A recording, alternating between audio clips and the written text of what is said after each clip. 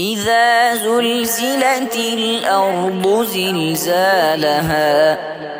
وأخرجت الأرض أثقالها وقال الإنسان ما لها يومئذ تحدث أخبارها بأن